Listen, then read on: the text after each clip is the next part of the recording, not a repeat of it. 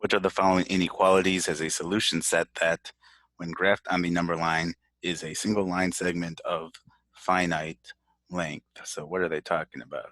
So that would look something like this, where we have a line that is between 2 points, and it starts and stops at those 2 points.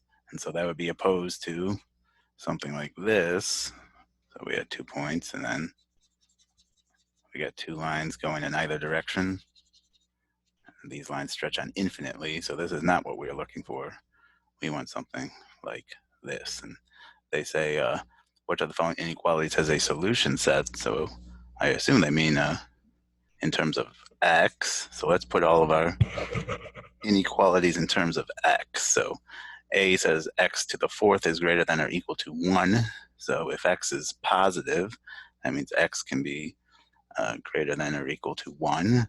Or if x is negative, because anything raised to the fourth or raised to an even exponent is going to be made positive, x can be less than or equal to -1. So when we graph that, that will look like this guy. So this doesn't work. So now it says x cubed is less than or equal to 27. So we are raising x to an odd power, and that means x cubed will retain the sign of whatever x is. So when x is positive, that means x is less than or equal to 3. And we don't really need to think about when x is negative, because it will, when x is negative, the exponent will also be negative. And so all of those will certainly work. So we can think of this as just looking like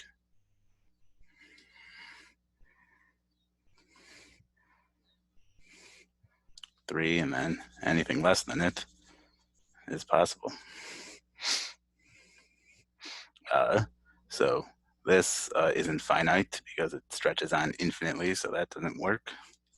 C, x squared is greater than or equal to 16, so that's sort of similar to our first one here, because even though we're squaring it, not raising it to the fourth, it's still an even exponent. So if x is positive, x can be greater than or equal to 4, or if x is negative, x can be less than or equal to -4. So other than the labels on our points, this graph is going to be identical to the first one. So C doesn't work. D, the absolute value of x is between 2 and 5. Okay, so this one you got to think about a bit. So if x is positive, x can be between 2 and 5, inclusive. But what about if x is negative? X can be between -2 and -5.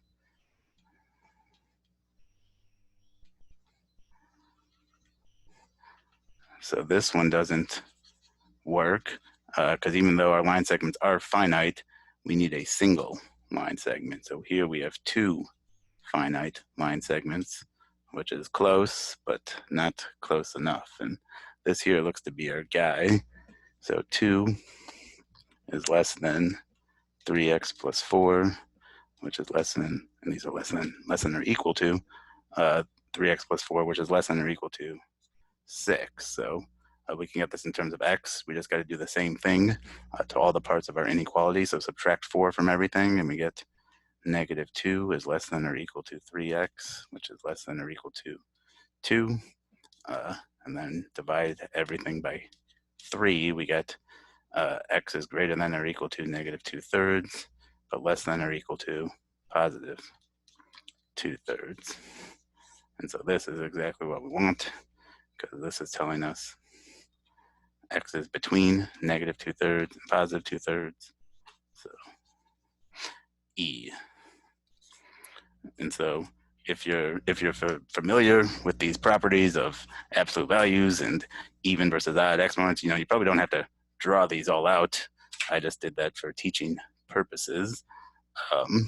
So if it's something you're not sort of familiar with, it's worth taking the time to just think about it in your head. And then once you're familiar with these properties, you can sort of see these and recognize them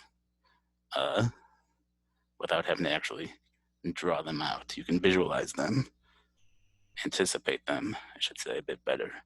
E.